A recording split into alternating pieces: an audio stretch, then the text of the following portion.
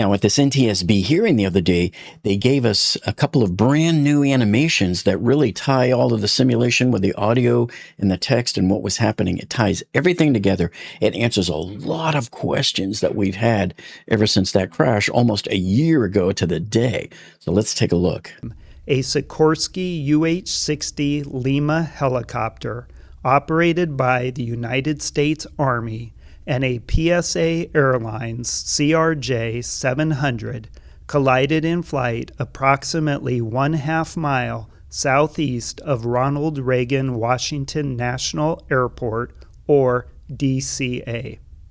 So as we listen to the animations and the audio on there from the tower, the PSA flight, which is the American Airlines 5342, is called Blue Streak 5342, and the Army Black Hawk is called Pat 25. So let me just show you real quick what started the ball rolling. So the American Airlines Flight 5342 was coming in for final approach on runway 1, and at the last minute here, with only a few minutes to go before landing, the air traffic controller is going to ask them if they can take runway 33 instead, which requires them to now veer to the right, go down a little bit, and then turn to the left to make that wide left banking turn into runway 33. Blue Streak 5342, Washington Tower, 1 star 32017, gust 25. Can you take runway 33? Yeah, we can do 33 for Blue Streak 5342. Blue Streak 5342 at the Wilson Bridge, change the start for runway 33, clear to land. Change runway 33, runway 33 for land, Blue Streak 5342. Since they were clear to land, and after this point, there was no further communication between the tower and the pilots of that CRJ, the American Airlines Flight 5342. From then until the intended landing, that was it. A dark gray structural mask generated from a three-dimensional laser scan of an exemplar aircraft is overlaid on the scene. A light gray mask depicts the mounting structure of the night vision goggles positioned for the instructor pilot looking straight ahead.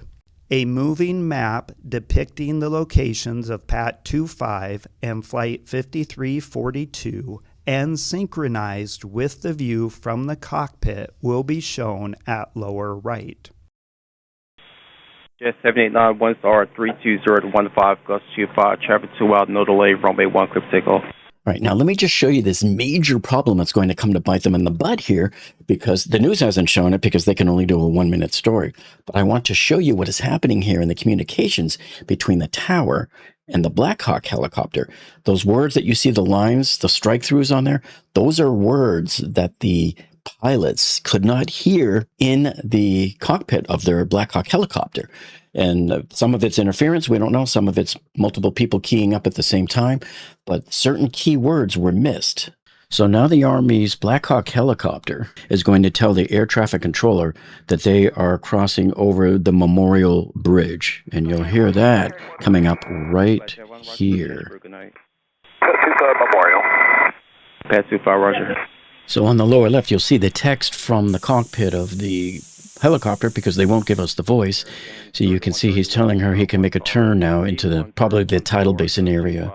So they're making the turn right now, and you can see coming into the center of the goggles there, the green section, that's the Jefferson Memorial. And then on the right, you can see the Washington Monument.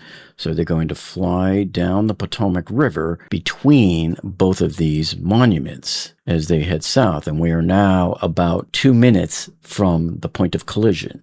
Pay attention. This is the first time that the tower warns the Blackhawk helicopter about the CRJ at the Wilson Bridge. Pat 25, traffic just south of Wilson Bridge to CRJ at 1,200 feet, start from runway 33. This separation roof. American 1630 Tower, runway 1, lot boy, traffic throughout, start from runway 33, this traffic on 6 mile final. Stop the presses right here, folks. This is the biggest critical moment, I think, of just about everything that's been going on this timeline, because right here, where the traffic controllers warned the Blackhawk helicopter about the CRJ. Pat 25, traffic just south of Wilson Bridge to CRJ at 1,200 feet, start from runway 33. The word circling, you can see, is struck through, right? That means the helicopter pilots did not hear the word circling. And that's a very, very important word to miss when you're flying into DCA, because circling doesn't mean there's an airplane off the coast circling, waiting for their turn to land. Circling at DCA means there's a plane coming like this, and he's circling into runway 33 to come in and land. Had the pilots and the Black Hawk helicopter heard that word circling, that would have given them an indication, oh, I need to look more over to my left because he's going to be over there coming in like this, and he could potentially run into me, and then I would know to look, oh, I should be over here. This was a huge miss for everybody because I believe the Black Hawk pilots were trying to key up to acknowledge that they see it. Now I will fast forward a bit to something useful. And now the Black Hawk instructor pilot is saying through the intercom, he's got them stacked up tonight. You can see it there. And look in the middle in the green section there through the goggles. That's probably what they think is the flight, even though there it is entering the circle. The purple circle there is flight 5342 that they should be looking out for. So when they said they have it in sight, how could you even tell? Because look at it right now. It's right between... It's right next to two other flights. How do you determine which one of those three right there is your flight? So at least at this point in time, they have it in their sights. But watch, you're going to see it slowly working its way off to the left of the view of the pilots. So I guess right now you could say we have a visual because we know what it looks like. And with the flying at you effect, anything that's moving at high velocity towards you, you really can't tell the speed until they're right there on top of you. 45 seconds to go. The airport lights are coming in off to the right. Okay, now follow the purple circle and you'll see that the CRJ plane right there is now passing to the left window. So it's now on their left where they are not looking. They're looking right in the middle of that green circle. That's their field of view. We are now 30 seconds before the collision, and listen to what the tower has to say right now. Pad 25, get the CRJ in sight. Pad 25, pass behind the CRJ. Pad 25 has a aircraft in sight for separation. Now, with about 10 seconds to go before the collision, you're going to hear two critical things happen here. Now, when you hear the air traffic controller asking the Black Hawk pilots, do you see the CRJ? Listen carefully in the background. You hear those beeps going on right as he's talking? Pad 25, get the CRJ in sight. Pad 25, pass behind the CRJ.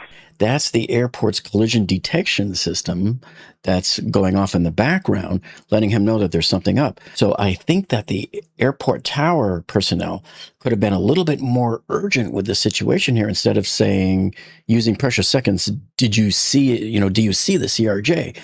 What they probably could have said was, and he could have warned them about it and said, like, stop, turn around, do a 180, or just hover, stop and hover immediately turn around. Any type of evasive action, anything other than, do you see him? And of course, the problem here is that the Black Hawk pilots said, yes, we see it in sight. So once a pilot tells the tower, I have visual separation here, and requesting visual separation and the tower grants it, it's now the pilot's responsibility. But unfortunately, the pilot didn't see the plane, even though they thought they saw the plane.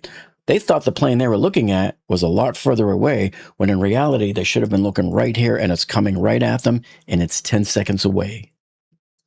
And you talk about all these holes in the Swiss cheese. Here's another hole that's lining up, and it's just unbelievable timing. Oh, this is so critical. So here you can see where the tower is saying, Pat 25, pass behind that CRJ. Pat 25, get the CRJ in sight. Pat 25, pass behind the CRJ. The only problem is, look at the words that are striked out. The only two words that the helicopter pilots heard were Pat and CRJ. They never got the instruction to pass behind the CRJ. They simply didn't hear it, probably because of key-up errors. If they heard it, they could have taken evasive action. This was the possible worst-case scenario of timing in history to not hear a critical word. Pat 25, get the CRJ in sight. Pat 25, pass behind the CRJ. 10 seconds before the collision, the Black Hawk instructor pilot says, all right, kind of come left for me, ma'am. I think that's what he's asking. So they probably sort of knew what he was hinting at, even though they missed all of the words. And here's the collision. And when I slow it down for you here, you can see it looks like they're running into the bottom of the left wing. The rotor blade, the main rotor blade of the Black Hawk helicopter struck the bottom of the left wing of the CJR plane. Here's a photo that the NTSB released in one of their reports a couple of days ago. This shows what's left of the left wing, how it just got totally tattered and torn. And this is likely here where the helicopter's main rotor sliced into the wing, and probably here as well. Now, if we look at the right wing, which is right here, as it was being hauled up out of the water, the right wing right here is very much intact. And it's connected here through the center of the fuselage. And the left wing here just got completely sheared right off. So it appears to me that originally many of us thought that the helicopter might have crashed into the right wing, or maybe just aft of the right wing back here on the body of the plane. But it is pretty clear here that this whole right wing is still fully intact onto the fuselage, and that it was the left wing that got severed off right here. Now, with any engineering disaster here, there's usually a chain of events that leads up to it. There's never one single cause. It's always multiple causes. That's why the title on this video says causes. One of the top causes that the NTSB brought up at this meeting here the other day for the final report, the FAA back in 1986 added these helicopter routes onto the chart for the airport, and specifically route number 4 that has a ceiling of 200 feet, which this turns out to be a major problem here, because during a media briefing during one of the breaks, NTSB Chairman Jennifer Homandy answered some questions about this, and she was really fired up. So check out what she had to say. A tower and tower personnel who were repeatedly saying, we have a safety problem here. We have a hot spot at the end of runway 33 and we need to do something about it. We have helicopter routes where we have unsafe practices right now. We need to do something. How many times do tower personnel, who, by the way, put their own helicopter working group together and kept submitting one recommendation after another, we need help, we need help, we need help, apparently falling on deaf ears. I will also get the, oh, she sounds angry. We should be angry because for years no one listened. This was preventable. This was 100% preventable. Having a helicopter route crossing runway 33 with only 75 feet of, that means 75 feet of vertical separation. What that means is 75 feet at best separating a helicopter and civilian aircraft. Nowhere in the airspace is that okay. Nowhere. So she's referring to hotspot 3 there, right off of the end of runway 33. And the helicopter route 1 right there turns into helicopter route 4. And they both have a ceiling of 200 feet. You can see the little lines over the number 200s. But, you know, this is such a confusing map for anybody to look at, to see that. See, so here's the close-up view. There's the airport. And see, there's your 200. The line over the top means it's a ceiling. That's the max height that you are allowed to travel at as you come down Route 1 onto Route 4 in that whole area. So the problem she's talking about here, and I added the Blackhawk and the CRJ here to give you an idea. So normally the planes come in at this PAPI guided approach down to the runway right here. And this is the Potomac River. It's about 4,500 feet across. And then this is the altitude on the left. So there's that Route 4 corridor, this gray shaded box here. They didn't specify how wide this is, so how far left and right you're allowed to travel. Somebody obviously didn't do their math at the beginning when the FAA created this chart and didn't stop to see, oh, this is 75 feet away from a plane, and that's way too close for safety standards. So, for example, the Blackhawk helicopter, so this was compounded by the fact that the Blackhawk helicopter has error rates in their altitude of up to 100 feet. This version, the Lima version, the UH-60L Lima versions are notorious for being off in their altitudes by up to 100 feet, which is not a problem when you're in the desert in Afghanistan flying on a secret mission, but when you're going through a crowded city and with very specific tight areas, that is a problem. So it was up here at about 275 feet or so, And because of the errors in the barometric altitude, the pilots actually thought that they were probably 100 feet lower. They probably thought they were flying in the right position when they were really up here. Now, here is a simulation from the air traffic controller's position. He's inside the tower now, looking out towards the southeast, and you're going to see everything that they would have seen simulated here. American 472, good evening. Aircare 1's with you, single medevac helicopter, 1,000 feet, 29901 on the altimeter, requesting zone 6 for Fairfax. Medevac Aircare 1, Washington Tower, initial altimeter 29990. Approved through Washington class, Robert Space for Land Shared at Fairfax. 29990 for Aircare 1, copy. Pad 25, do you have the CRJ in sight? Pad 25, pass behind the CRJ. This club has a aircraft in sight, precision separation. This separation.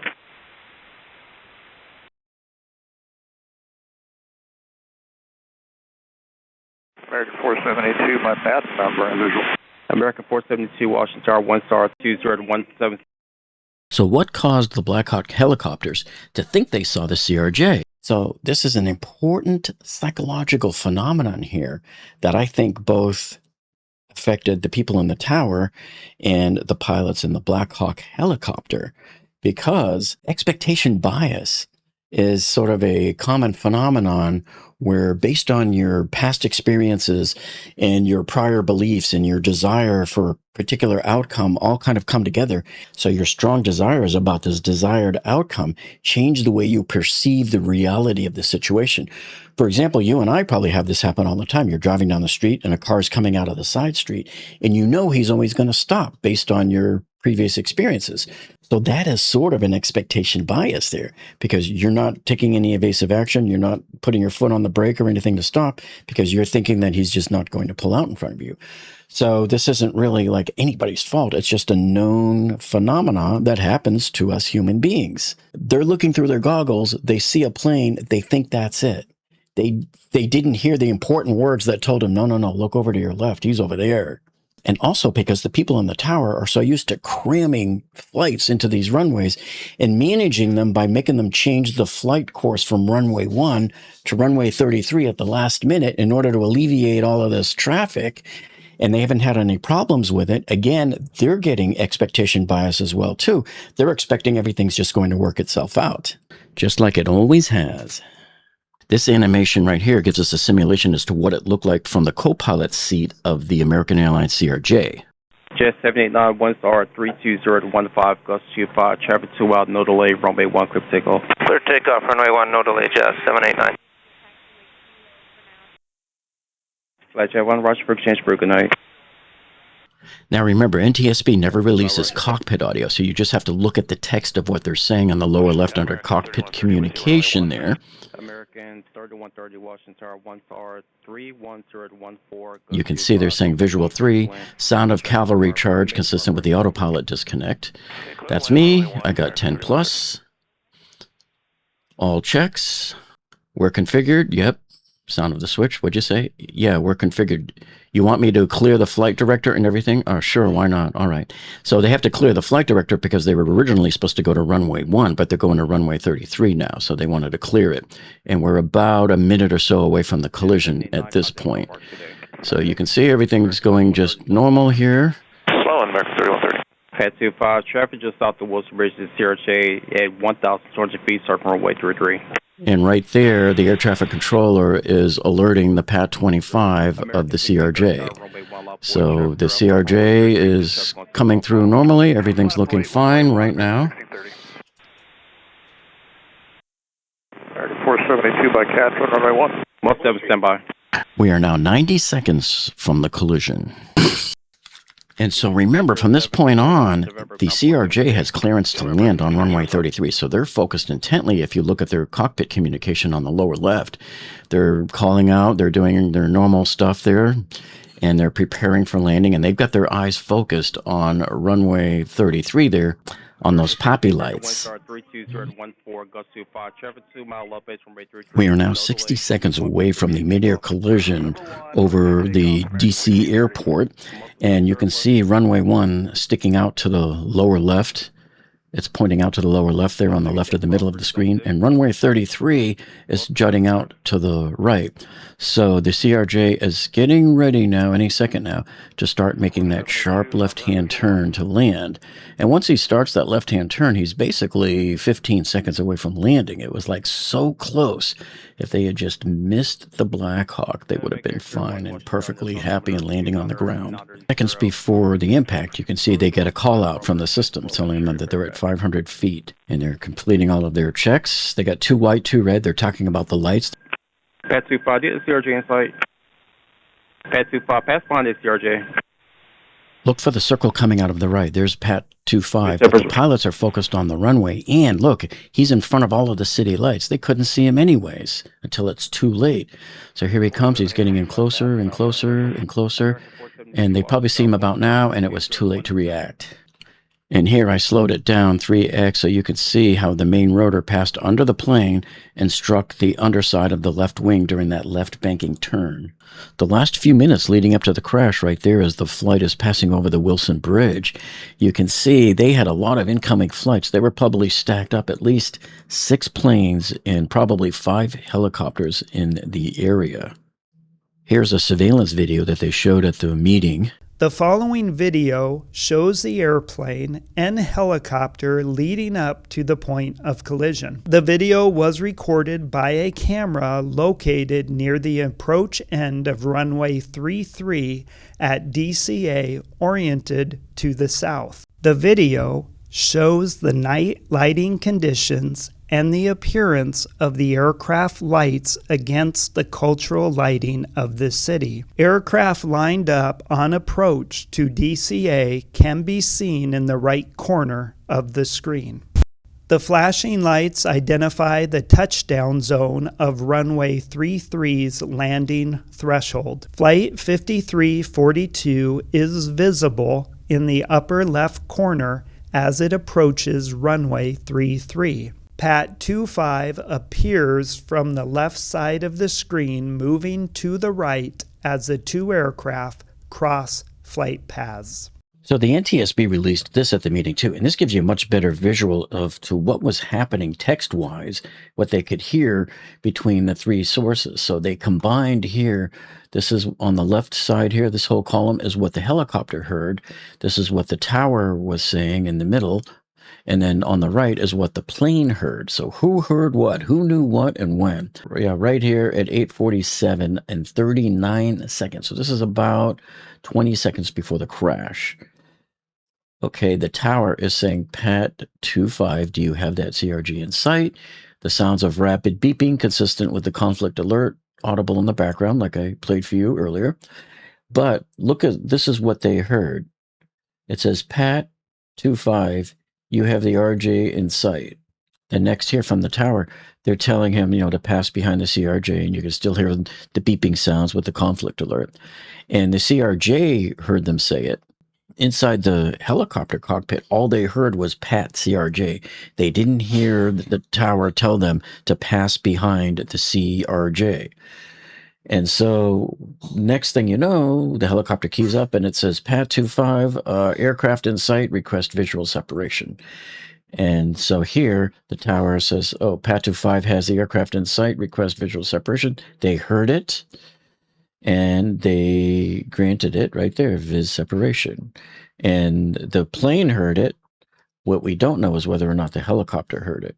Then, of course, the training pilot in the helicopter says right here, he's asking us to go left. Pretty much a few seconds later, out towards the middle is what he was saying. And then this is where it crashes right here because the transmission gets cut off. So I made this slide here to explain to you exactly what the difference was between the 2 aircraft as to why they couldn't see each other or get data about each other. So here's the problem. The CRJ 700 has the ADSB out. So that's the beacon. So it's telling all the local systems here, it's broadcasting its position, altitude, speed every second. But this is really stupid. The FAA does not require ADSB in. So here's what's missing is they don't know what other traffic is out there unless the tower tells them. And now if you look at the Blackhawk the Blackhawk, something was wrong with their ADSB out so that it was disabled. And so it wasn't sending out updated information to anybody, but it wouldn't have mattered for the CRJ because his ADSB in was not installed because of the FAA doesn't require it, but they should require it. So this is going to be a recommendation from the NTSB that both of these should be installed in every aircraft. And they really both should be in both helicopters too.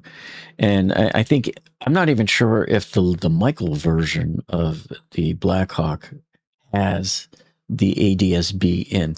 And what they did find was several other helicopters also, I think it was in software, their ADSB out was disabled on theirs as well. Something wrong. I don't know if it was a programming error or what. But in this case, it wouldn't have mattered much anyway because the CRJ did not have ASB in. So you can see why both crews were flying blind. The government mandated tracker for the air traffic controller, which is the ADSB out, is the only one that's required.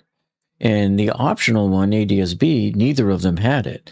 And the result, see, the Blackhawk wasn't broadcasting out and the jet couldn't receive in. They would have, with ADSB in, gotten an alert at 59 seconds before the collision and been able to take measures to avert it. For the helicopter crew, 48 seconds. They didn't even know. It is clear from the CVR they didn't even know it was on the left. Should more airlines equip with ADSB? Should more airlines equip with ADSB? Absolutely, all of them. And we're not just talking airlines. ADSB in, there's already ADSB out. ADSB in, which is receiving information about aircraft that's in the airspace, should be on Part 121 commercial airlines. You got passengers, you want to see what's there? It should be on Part 135 operations.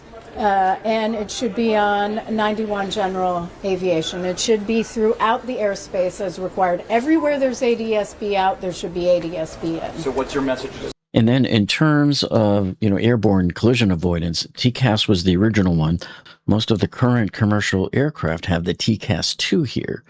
And there's another one here, a more advanced version here called ACAS X with all of these extra supplementations here. And these are supposed to make it a much more robust system. And I think they mentioned that something about a lot of this will be out at the end of 2026. And so the problem with TCAS that you've probably heard us talk about before is that below 1,100 feet, any resolution advisories, which are RAs, are inhibited, meaning if you're climbing up and there's traffic coming at you, you're not going to get an alert unless you're above 1,100 feet. And so the resolution advisory will tell you what to do. And same thing, if you're a descending plane and you're coming down below 900 feet, you will not get a resolution advisory from the TCAS 2 system. And so in this case, in the crash, they were like right down here at about 275 feet up. And so this is the area where they would have been. And so that's why they didn't get any type of alarm from their TCAS about this. Yeah, so that's why, and even if the ACAS X does get approved, who knows when it would be implemented on the planes, but it is supposed to be a much more robust system. What they were showing here is that the TCAS system on your screen shows these basic kind of non-directional traffic symbols, but the NTSB wants it changed to arrows so you can get a much better idea for what direction they're going in. And also, the ACAS does not include any detailed traffic callouts, which is what the NTSB is calling for. So I guess that's a recommendation they're going to make to the FAA. Now, here's the crux of the problem what the NTSB found out from the Army. So, of course, they knew that there was errors in the indicated altitude, but see, the errors can be additive. That's the problem. And they said Pat 25's pressure altitude was 100 feet lower than other recorded altitude data. And they went and checked out a bunch of other helicopters from the same battalion, 12th Aviation, and they found similar offsets on those too. So apparently it's sort of just built into the design. Remember, these are 40-year-old helicopters. The pilots are trained to use the barometric altimeter to navigate helicopter route ceilings. So apparently they don't use the radio altimeter, they use the barometric one. And it says the PAT 25 crew likely saw indicated altitude of 100 feet lower than the true altitude. And they likely believed that they were remaining at or below those maximum altitudes. And here's the kicker right here. See, the Army UH-60 Lima manual contained no information on possible indicated altitude errors for different installations, such as external wing tanks, which I believe they had on that helicopter. And also, I'm surprised they didn't measure any inaccuracies from the main rotor as well, just the downdraft. So anyway, crucial information for flights on routes with low altitude ceilings. So they're going to make some proposed changes to the Army there on this for sure. And so they showed the night vision goggles. This is what it would look like normally without them, and this is what it looks like with them. Here's the green and white versions. So they tend to kind of flare up the lights a bit. So when you're looking at these planes at a distance, how do you tell which one of these is closest to you? On this Blackhawk, the flight crew was indeed using the night vision goggles at the time. There was 4 sets on board, 2 green and 2 whites. They could not determine which crew member was using which color, though. Now, some of the exclusionary findings that they revealed at the meeting was that the pilots of the Flight 5342 were certified, qualified, medically okay. So it seems like there was everything okay with the personnel, the talent. Nobody was unlicensed or any of that stuff. And they all had adequate rest opportunities. They found that both of the aircraft were certified and properly maintained. There was no mechanical issues with them. And the local controllers, they all had adequate rest opportunities. There was no evidence of any local atmospheric pressure anomalies that would have impacted the barometric altimeter readings. In terms of safety issues, they, of course, have identified here the helicopter routes and operator understanding of the route structure and limitations. They said here the controller workload, positioning, and combining, extensive use of pilot of applied visual separation and inherent limitations of the see and avoid, which they had been using all the time, kind of dangerously in order to allow more planes to land at the same time. And then this was the big one that they brought up in the meeting here, the deficiencies in the FAA safety culture and post-accident drug and alcohol testing. This phenomenon of trying to bury complaints and alerts and stuff like that is not new. Now, I myself live within 3 miles of the Marjorie Stoneman Douglas High School here in Parkland, Florida, where, as you remember, back in 2018, we had that massacre where 17 people were shot. Now, in the aftermath of the investigation there, they come to find out that a lot of times when teachers wanted to report students, they were ostracized, they were told not to, they were downplayed, they were just condescended down to by the principals and the other leadership saying, don't file this, because if you file all of these complaints against the students, guess what happens? Your school rating drops. You will drop from an A rating to a B rating. And so this phenomenon is definitely not new. Stifling complaints has been around probably since the dawn of time. And the limitations of the traffic awareness and alerting systems on both aircraft, which I will talk to you about in a minute. And then, of course, here are the shortcomings in the FAA and U.S. Army safety assurance and risk management processes. And then, of course, here, this is what we talked about earlier, that they found the insufficient separation on Route 4. And this is some FAA actions that we already knew about that took place. So they removed Route 4 from between Haynes Point and Wilson Bridge. So hopefully that could never happen again there because of that. And also, I guess during certain helicopter operations, they'll just prohibit the use of the runways 15 and 33 and 4 and 22. Here's what they also found too, is the airline pilots were unaware of the conflicts between the helicopter routes and the approach and the departure corridors there at DCA. They didn't know that this was this dangerously close there. Yeah, and so they're going to make 5 recommendations to the FAA there, just all related to that alone. Now, here's something interesting that they pointed out also, is that the DCA's runway 01/19 is the busiest runway in America. So there it is. Right there, and compared to, for example, LAX, one of their runways, and then as you move over here, it gets less and less. You compare it to like LaGuardia, and then at the very end here, Dallas-Fort Worth, where I flew in just in October. But you can see it's almost half the traffic of that runway there at DCA. And then another thing that they found too was that they had combined the local air traffic controller and the helicopter controller position for most of that day. So the day of the accident, it says here, the helicopter position decombined for less than 1.5 hours the entire day, and it had been combined for more than 5 hours before the accident. And of course, there was no control. Of course, there was no requirement to log that either. And so I guess they're going to make a recommendation to the FAA about that. And then this was pretty scary right here. So it says the conflict alert in the tower first activated 26 seconds before the collision, while the aircraft were 1.6 miles apart on converging courses. And then here for the safety alert here, then it says, due to the close proximity of PAT 25 and the PSA Flight 5342 and the conflict alert active, local controller should have issued a safety alert. And you can see, just like I had mentioned earlier, like they should have told him like something like, hey, turn around 180 immediately, but neither were done in this case. And they're saying here, it would have increased the situation awareness to both crews and alerted them of their closing proximity. This may have allowed action to be taken to avoid this collision.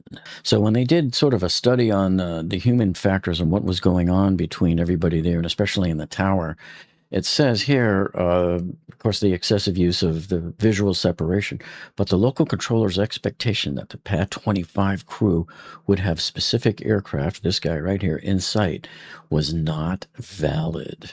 And of course, that's because they heard the transmission that said we have them in sight when they didn't really have them in sight. And this is an interesting chart right here because it shows the breakout of the arrivals and of the aircraft that were coming in throughout the day. And as you can see, if you look here leading up to it, so this is 2043 right here. This is about 6 or so minutes before the collision, which occurred right here at the very end. If you look in this area, you can see the traffic was fairly low. They were down to 7 total aircraft. But in the minutes leading up to it, they were managing up to a peak here of 12 aircraft.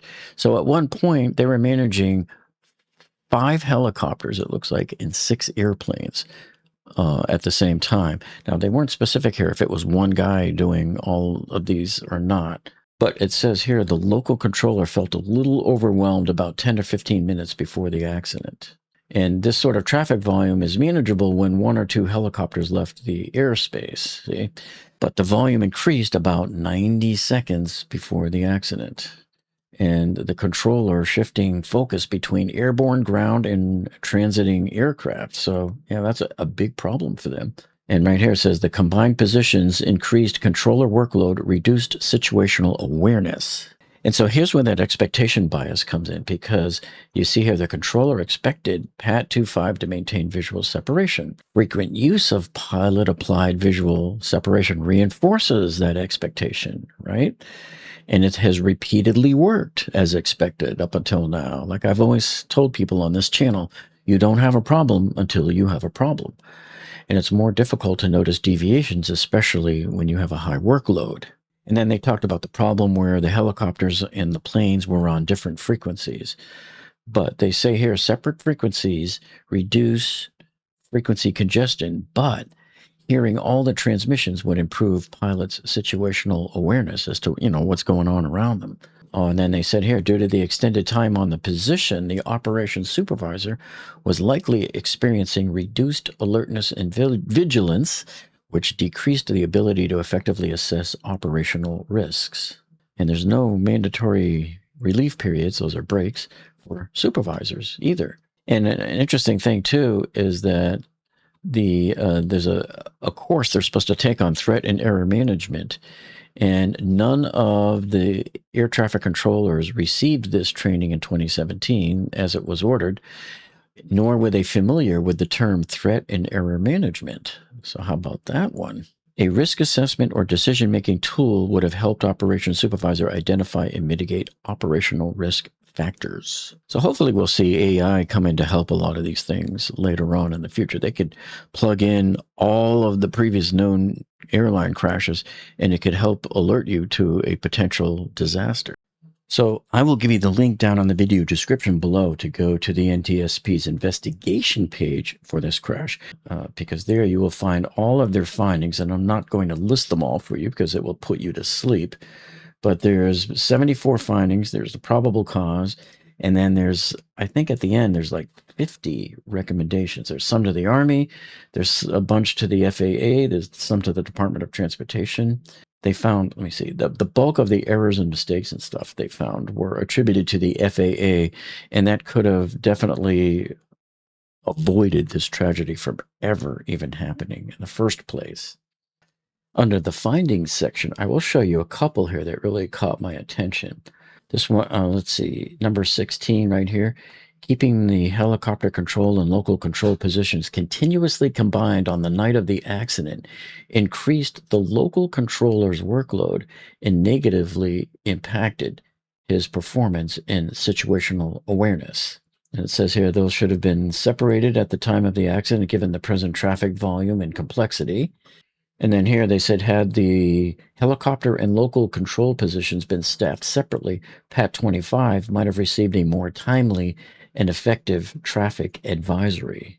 Oh, and then it says here, due to extended time on position at the time of the collision and his complacency, the operations supervisor was likely experiencing reduced alertness, vigilance, which decreased his awareness of the operational environment and reduced his ability to proactively assess risks posed by the traffic and the environment conditions at the time of the accident. So they made, several of these observations, and you can read them at the link that I'll give you down below. And by the way, if you haven't seen these other two videos here, which are some of the latest NTSB findings on other engineering disasters here, make sure you check these out too, because you're going to love that. So thank you for joining us tonight, and we'll see all of you on the next one.